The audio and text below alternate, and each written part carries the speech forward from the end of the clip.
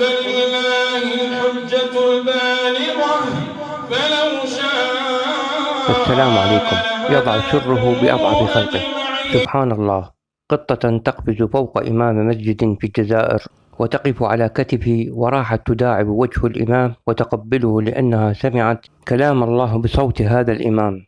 وبقيت القطة واقفة للحظات فوق كتف الإمام خاشعة لكلام الله سبحانه وتعالى.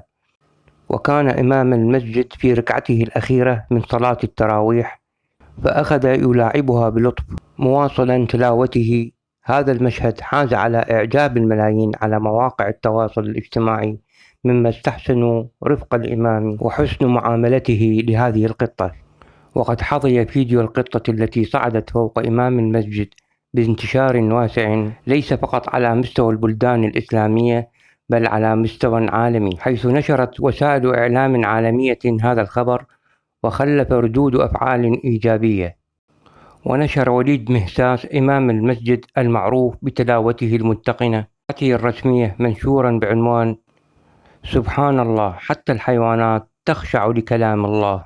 سبحان الله حقا، يضع سره بأضعف خلقه. هذه القطة أرسلها الله لكي تكون سببا للفت أنظار الملايين في أغلب بلدان العالم، ليستمعون لكلام الله وليعلموا عظمة هذا الدين في شموله وكماله، وباتصافه بالرحمة التي تميزت بها الشريعة السمحاء. فالرفق بالحيوان عرفه المسلمون وطبقوه في حياتهم في وقت كانت تنتهك فيه حقوق الإنسان فضلا عن الحيوان في غير بلاد المسلمين. فسبحان الله وبحمده.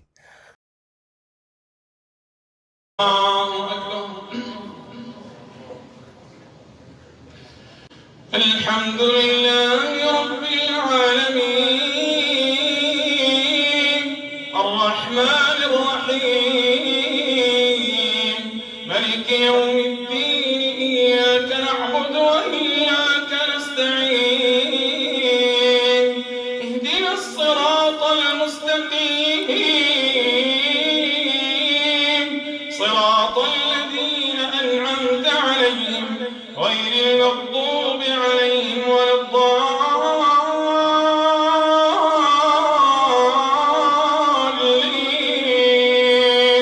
آمين.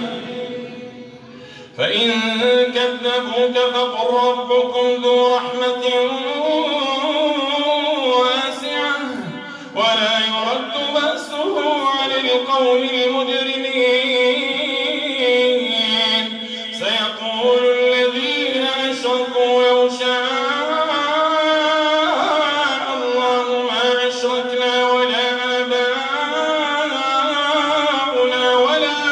ولا حرمنا من شيء كذلك كذب الذين من قبلهم حتى